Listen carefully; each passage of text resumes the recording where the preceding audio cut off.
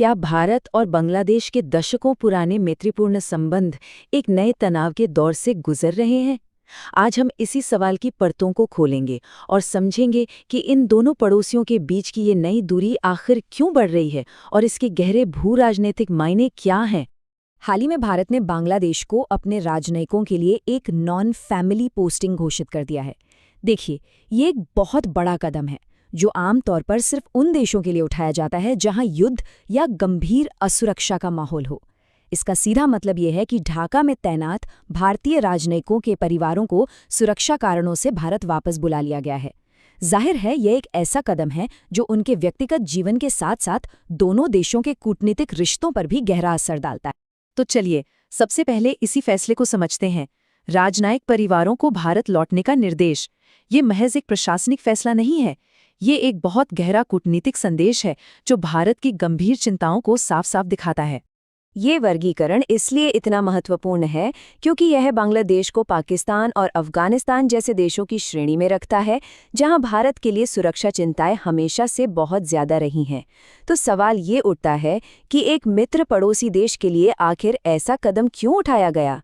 इस सवाल का जवाब हमें मिलता है बांग्लादेश के अंदरूनी हालात में।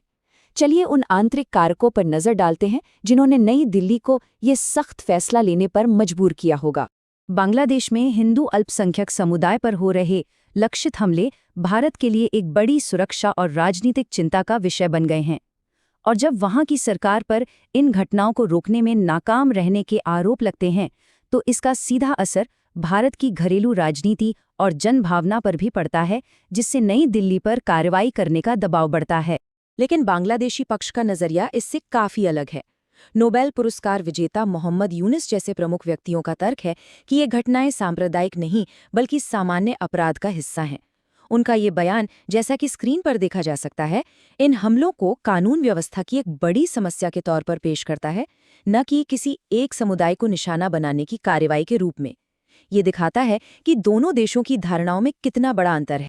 फरवरी में होने वाले राष्ट्रीय चुनाव इस तनाव को और भी बढ़ा रहे हैं। बांग्लादेश की राजनीति में अक्सर चुनावी अभियानों के दौरान भारत विरोधी भावनाएं भड़काई जाती हैं, जिससे भारतीय हितों और राजनयिक मिशनों को निशाना बनाए जाने का खतरा बढ़ जाता है। हो सकता है कि यह राजनयिक अस्थिरता ही वह तात्कालिक कारण हो जिसने राजनयिकों के परिवारों की सुरक्षा को लेकर चिंताएं पैदा की हैं।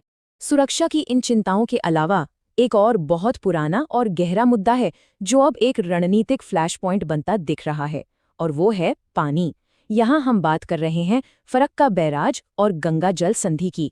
सवाल ये है कि क्या पानी अब कूटनीति का नया हथियार बनेगा?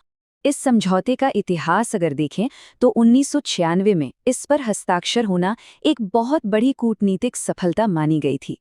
इसने दोनों देशों के बीच सहयोग का एक नया अध्याय शुरू किया।